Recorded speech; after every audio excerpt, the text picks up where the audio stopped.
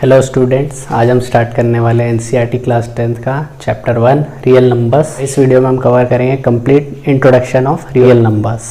तो real numbers क्या होते हैं? रियल नंबर्स पढ़ने से पहले हमने जो छोटी क्लासेस में जो नंबर्स पढ़े हैं पहले उनको देख लेते हैं कि वो क्या होते हैं। ठीक है, जैसे even numbers, odd numbers, prime numbers, composite numbers, पहले उनका एक रिविज़न ले लेते हैं ताकि हमको क्लियर हो जाए। सो सबसे पहले आते हैं even numbers. What are even numbers? जो कि 2 से कम्प्लीटली डिवाइड हो जाते हैं, जैसे कि 2, 4, 6, 8, 10 एंड सो ऑन। ये सभी नंबर्स 2 के मल्टीपल्स होते हैं, या फिर ऐसा भी बोल सकते हैं कि 2 से डिवाइड हो जाएंगे कम्प्लीटली। नेक्स्ट नंबर्स क्या होते हैं? Odd numbers. ऑड नंबर्स क्या होते हैं? जो 2 से कम्प्लीटली डिवाइड नहीं होते हैं कभी भी। 1, 3, 5, 7, 9 एंड सो ऑन, ये होते हैं हमारे ऑड नंबर्स।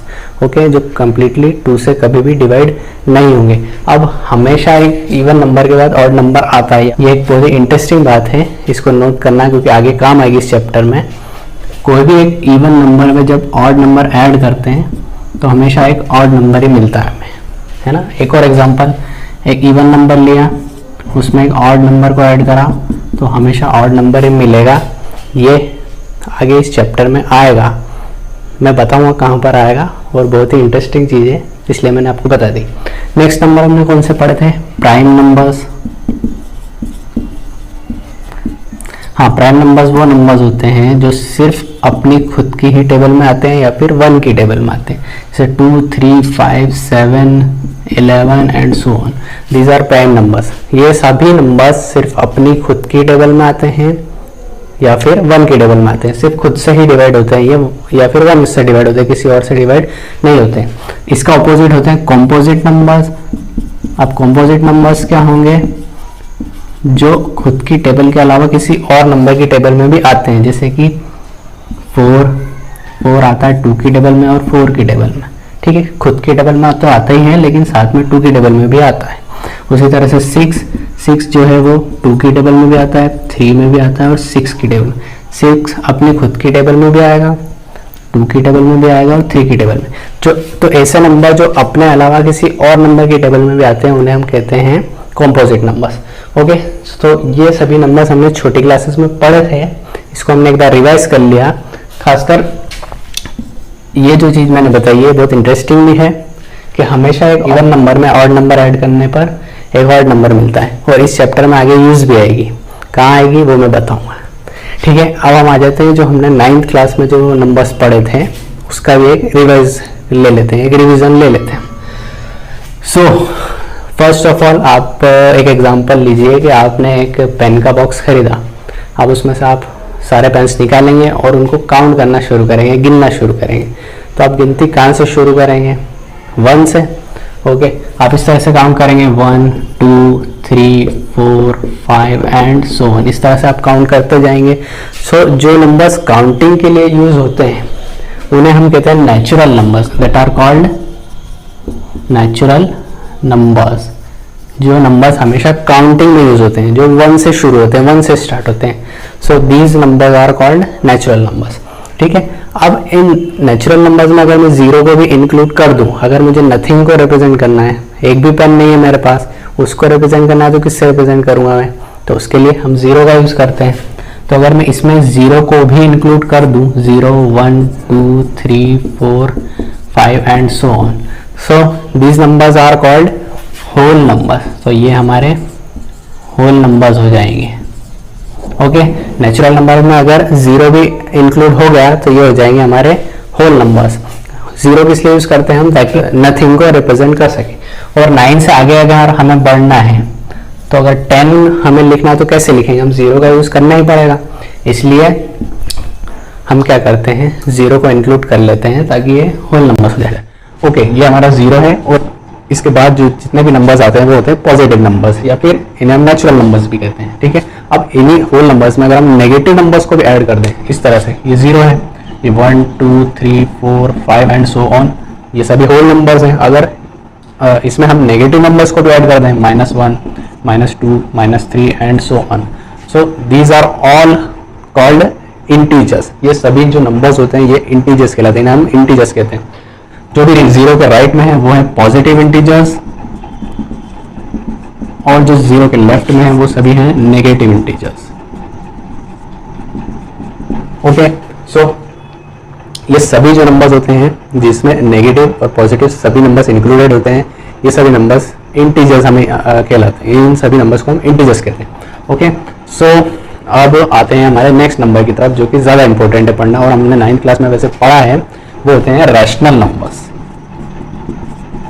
रैशनल नंबर्स के बारे में ही इस चैप्टर में हम ज़्यादा पढ़ेंगे। सो रैशनल नंबर क्या होता है, इसको समझने के लिए हम इसके नाम में ही जाते हैं। देखो, इसके नाम में ही छुपा हुआ है रेशो। रेशो क्या होता है, एक नंबर के अपन में दूसरा नंबर लिखा होता है, उससे रेशो कहते हैं। अब किसका रेशो, तो ये जो हमने इंटीजर्स पढ़े, इसमें कोई भी दो इंटीजर्स उठा लो, उनका रेशो कर दो। फॉर एग्जांपल, यहाँ से मैं एक इंटीजर उठा लेता हूँ 4, ओके, और यहाँ से एक इंटीजर ले लेता हूँ -3, ये एक रैशनल नंबर है। और यहाँ से अगर मैं एक इंटीजर ले लेता हूँ 5, और पॉजिटिव में ही एक इंटीजर ले लेता हूँ 3, ये एक रैशनल नंबर है। नेगेटिव में से एक इंटीजर मैं पिक कर लेता हूँ -6, और पॉजिटिव में से एक इंटीजर पिक कर लेता हूँ 7, this is a rational number. So ऐसे नंबर्स जिनको हम P/Q के फॉर्म में लिख सकते हैं, वो सभी नंबर्स होते हैं रैशनल नंबर्स। ओके, लेकिन यहाँ पर एक कंडीशन है कि ये जो Q है ये कभी भी जीरो नहीं होना चाहिए, this Q can not be zero.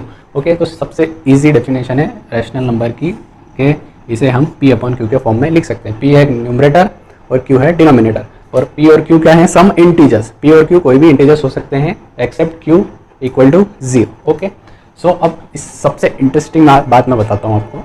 आप आओ होल नंबर्स को देखो, होल नंबर्स के अंदर सारे नेचुरल नंबर्स इंक्लूडेड होते हैं ऑलरेडी, ठीक है। देखो, अगर इस 0 को हटा दूँ तो ये सभी नेचुरल नंबर्स हैं, इसका मतलब क्या हुआ कि होल नंबर्स में सभी नेचुरल नंबर्स इंक्लूडेड है।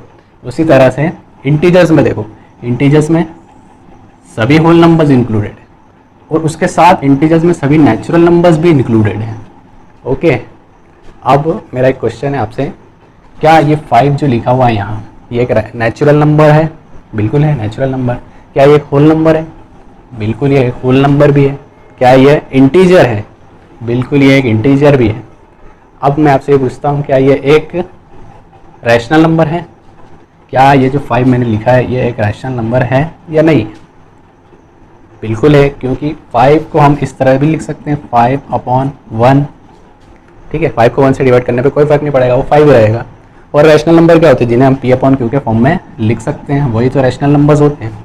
सो जितने भी इंटीजर्स होंगे वो भी रैशनल नंबर होंगे। ये बहुत इंटरेस्टिंग बात है कि जितने भी नंबर अभी हमने ऊपर पढ़े ये सभी रैशनल नंबर होते हैं। जैसे कि यहाँ से आप पिक करो 3, सो 3 कैन बी रिटन एज 3/1, ये एक रैशनल नंबर है क्योंकि ये P/Q के फॉर्म में लिखा है। यहाँ से पिक करो 4 भी एक रैशनल नंबर है क्योंकि ये भी हम 4/1 के फॉर्म में लिख सकते हैं। ओके, यहाँ से कोई इंटीजर पिक करो -2, तो -2 भी एक रैशनल नंबर है बिकॉज इसके अपॉन में भी हम 1 लिख सकते हैं। 1 से डिवाइड करने पर कोई फर्क किसी भी नंबर में नहीं पड़ता है। सो जितने भी नंबर्स अभी हमने ऊपर पढ़े ये सभी रैशनल नंबर्स होते हैं।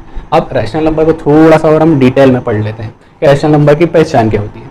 अब किसी एक नंबर को दूसरे नंबर से जब हम डिवाइड करते हैं इस तरह से, अगर मैंने बोला 5 को 2 से डिवाइड करो तो किस तरह हम करेंगे, ये हो जाएगा 2 हमारा डिविज़र, 5 हो जाएगा डिविडेंड। अब 2 की टेबल हम इतनी बार बोलेंगे कि 5 या उससे छोटा नंबर आ जाए तो 2 2 ज़ार 4, देन माइनस करेंगे तो एक रिमाइंडर बचेगा 1। अब अगर रिमाइंडर 0 आ जाता है तो ठीक है, नहीं तो हम फर्दर डिवाइड करेंगे इसको। अब अगर ये डिवाइड नहीं हो रहा है तो हम क्या करेंगे, पॉइंट लगाएंगे, यहाँ पे एक 0 लेंगे। उसके बाद 5 टाइम्स 2 5 ज़ार 10। सो ये क्या होता है, ये होता है डेसिमल एक्सप्रेशन जहाँ पर पॉइंट का यूज़ होता है। अब डेसिमल एक्सप्रेशन बहुत टाइप के हो सकते हैं। First of all decimal expression क्या हो सकता है हमारा, टर्मिनेटिंग डेसिमल एक्सप्रेशन क्या होता है, जहाँ पर लास्ट में रिमाइंडर 0 आ जाएगा, वो होता है टर्मिनेटिंग डेसिमल एक्सप्रेशन।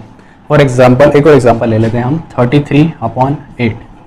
ओके, तो 8 से 33 को जब हम डिवाइड करेंगे तो ये आएगा 4.125, ये एंड हो गया। इसमें जब आप डिवाइड करोगे तो रिमाइंडर 0 मिल जाएगा। It means this is a terminating decimal expression. Terminating decimal expression, और टर्मिनेटिंग डेसिमल एक्सप्रेशन ऑलवेज एक रैशनल नंबर होता है। Okay, so this is a rational number. Okay, अब दूसरी पहचान क्या है रैशनल नंबर की, कि अगर हम डिवाइड करें और ये टर्मिनेट हो ही नहीं, मतलब रिमाइंडर 0 मिले ही नहीं। एग्जाम्पल के लिए 20 को 6 से डिवाइड करना है, तो डिवाइड करने के लिए डिविज़र बाहर, डिविडेंड अंदर। अब 6 की टेबल वही 3 टाइम्स 6 3 ज़ार 18, रिमाइंडर बचेगा 2.0, फिर 6 3 ज़ार 18, देन रिमाइंडर 2 बचेगा, देन 0, 6 3 ज़ार 18, देन 2, देन 3 ज़ार 18, एंड इस तरह से ये चलता रहेगा कंटिन्यूसली। ओके, सो ये कभी एंड नहीं होगा। So this is not a terminating decimal expression, ये एक टर्मिनेटिंग डेसिमल एक्सप्रेशन नहीं होगा, non terminating decimal expression. But यहाँ पर एक इंटरेस्टिंग बात क्या है, यहाँ पे एक पैटर्न दिख रहा है, यहाँ पे रिपीटेशन दिख रहा है हमें। 3 बार बार डेसिमल के बाद 3 कंटिन्यूसली रिपीट हो रहा है, 3 3 3 3 एंड। तो यहाँ पर क्या हो रहा है, नॉन टर्मिनेटिंग तो है बट ये जो एक्सप्रेशन है ये रिपीटिंग है।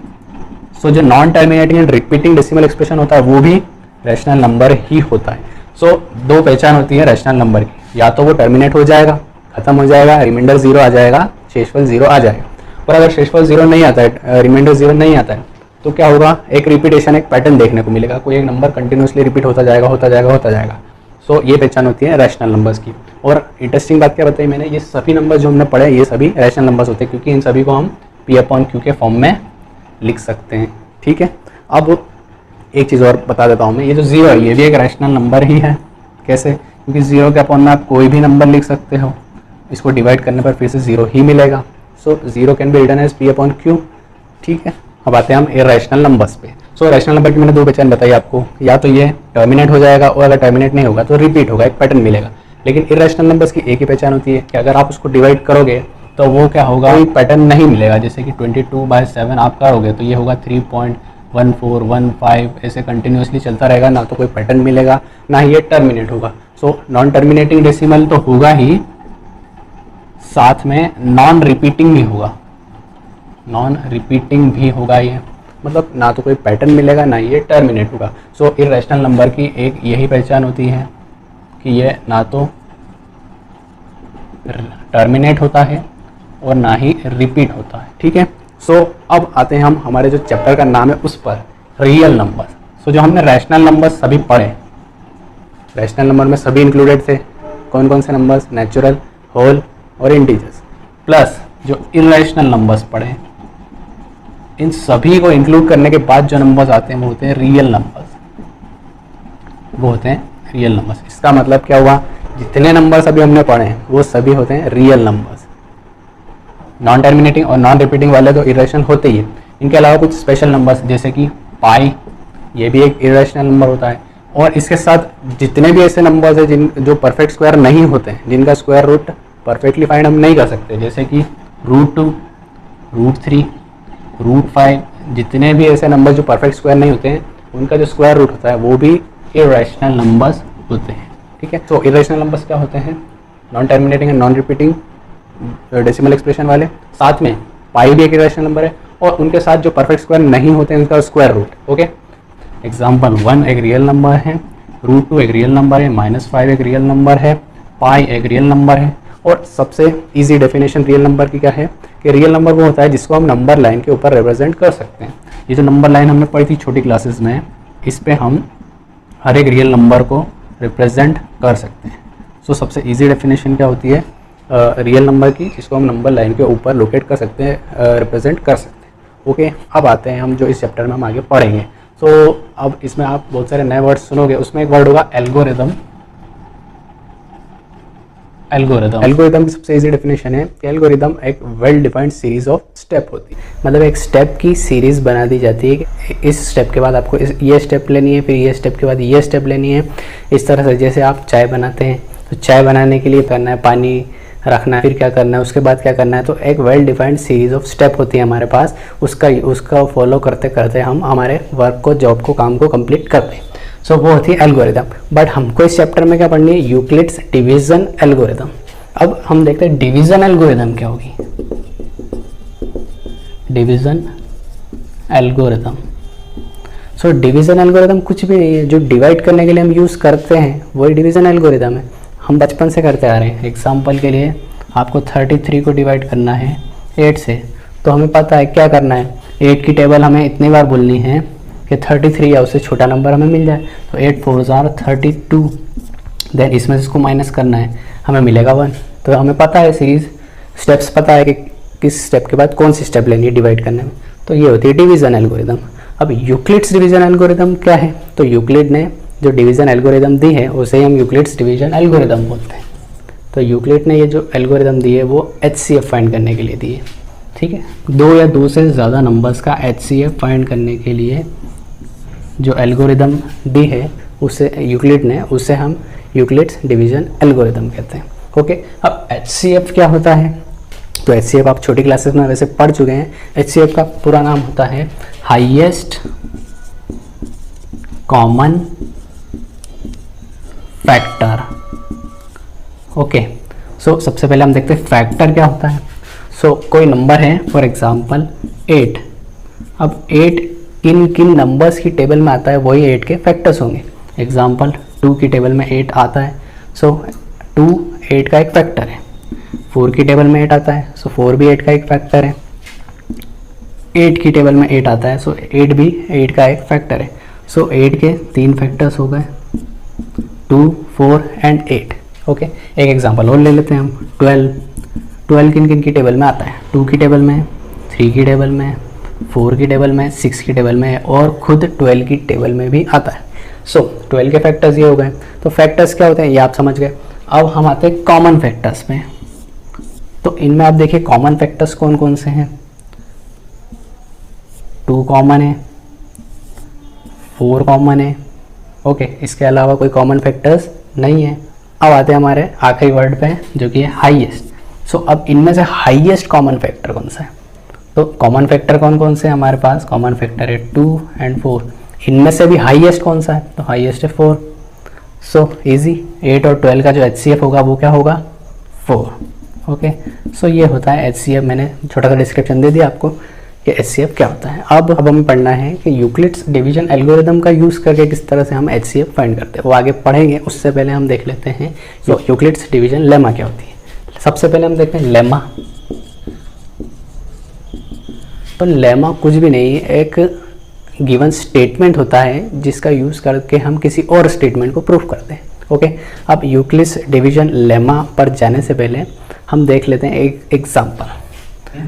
30 को हम डिवाइड कर रहे हैं 4 से। ओके, अब 4 की टेबल हम 7 बार बोलेंगे तो 28 मिलेगा, देन माइनस करने पर 2 आएगा। अब यहाँ पर आप ध्यान से देखिए सबसे बड़ा नंबर कौन सा है यहाँ पर? ये है 30। सो हम 30 को इस तरह से लिख सकते हैं क्या? 4 × 7 प्लस 2 इस तरह से 30 को लिखा जा सकता है क्या? बिल्कुल लिखा जा सकता है। सो ये एक थ्योरम है जो हमने 9th क्लास में पढ़ी थी। इसे हम क्या कहते हैं? इसे हम कहते हैं डिविडेंड। इसे हम क्या कहते हैं? इसे हम कहते हैं divisor into this is quotient that 2 is remainder. इस तरह की एक थ्योरम पढ़ी थी हमने। ये होता है डिविडेंड, ये होता है डिवीज़र, ये होता है कोशेंट और ये रिमाइंडर। ओके, सो ये जो डिविडेंड है इसको हम इस तरह से भी लिख सकते हैं, divisor into quotient plus remainder. Okay, और इंटरेस्टिंग बात ये है कि ये जो रिमाइंडर है ये 0 भी आ सकता है। कब आएगा? जब वो टर्मिनेटिंग डेसिमल एक्सप्रेशन होगा। ठीक है, सो रिमाइंडर 0 भी आ सकता है, 1 2 3 4 कुछ भी आ सकता है। बट एक बात याद रखना, ये जो रिमाइंडर की वैल्यू है ये डिवीज़र से हमेशा कम ही आती है। एग्जाम्पल के लिए एक और एग्जाम्पल लेते हैं हम। 31 को अगर हम 4 से डिवाइड करें सो क्या होगा? 4 7 28, रिमाइंडर मिलेगा 3। सो रिमाइंडर देखो डिवीज़र से कम आया। एक काम करते हैं, डिविडेंड को फिर चेंज करते हैं, हम 32 कर देते हैं। ये हो जाएगा 4 8 32, रिमाइंडर 0 ही आ गया यहाँ पर। तो ओके, एक काम करते हैं, हम 29 का भी एक एग्जाम्पल ले लेते हैं। तो 4 7 28, रिमाइंडर क्या आया? 1। तो देखो चारों ही केसेस में जो रिमाइंडर है वो डिवीज़र से कम आ रहा है। सो ये याद रखना आप कि जो रिमाइंडर होगा वो हमेशा लेस देन डिवीज़र होगा और 0 के इक्वल भी हो सकता है और 0 से बड़ा भी हो सकता है। है, देखा हमने 0 भी आया था, 0 से बड़े भी आए थे, बट डिवीज़र से हमेशा छोटा होगा। तो हम अगर हम डिविडेंड को a से रिप्रेजेंट करें, डिवीज़र को b से रिप्रेजेंट करें, कोशेंट को q से रिप्रेजेंट करें और रिमाइंडर को r से रिप्रेजेंट करें। सो ये जो निकल के आया है यही होती है यूक्लिड्स डिवीजन लेमा। और यहाँ पर एक चीज़ और क्या हमको नोट करके रखनी है, जो r की वैल्यू होगी वो डिवीज़र से मीन्स b से हमेशा छोटी होगी और 0 से हमेशा बड़ी होगी या 0 के इक्वल भी हो सकती। सो यही है यूक्लिड्स डिवीजन लेमा। सो यूक्लिड्स डिवीजन एल्गोरिदम का यूज़ करके HCF कैसे फाइंड करना है अब वो देख लेते हैं। हम एग्जांपल के लिए वही दोनों नंबर्स ले लेते हैं 8 एंड 12, ये दोनों का HCF हमें फाइंड करना है। HCF 4 आया था अभी हमने थोड़ी देर पहले देखा। अब हम यूक्लिड्स डिवीजन एल्गोरिदम का यूज़ करना है यहाँ पर। सो यहाँ पर क्या होगा, नंबर ऑफ स्टेप्स होगी जो वेल डिफाइंड होगी, पहले से हमें पता होगी कि क्या करना है। सो फर्स्ट स्टेप में हमें देखना है ये आइडेंटिफाई करना है कि बड़ा नंबर कौन सा है और छोटा नंबर कौन सा है। तो सबको पता है कि 8 छोटा है और 12 बड़ा है। ओके, अब ये हमें पता चल गया। तो स्टेप 2 में हमें क्या करना है, छोटे नंबर से बड़े नंबर को डिवाइड करना है। सो डिवाइड किस तरह करते हैं हम, डिवीज़र बाहर, डिविडेंड अंदर। इसके बाद 8 की टेबल हम बोलेंगे। सो 1 टाइम 8 1 जार 8, माइनस करने पर रिमाइंडर बचेगा 4। अब अगर रिमाइंडर 0 आ जाता है तो हम वहीं पर रुक जाएंगे, लेकिन अगर रिमाइंडर 0 नहीं आता है तब क्या करना है। अच्छा, उससे पहले लेमा में हमने क्या पढ़ा, ये जो डिविडेंड है इसको हम लिख सकते हैं divisor into quotient plus remainder. Okay, अब हमारा रिमाइंडर 0 तो नहीं आया, अगर 0 आ जाता तो हम वहीं पर रुक जाते और जो हमारा डिवीज़र होता वही HCF होता।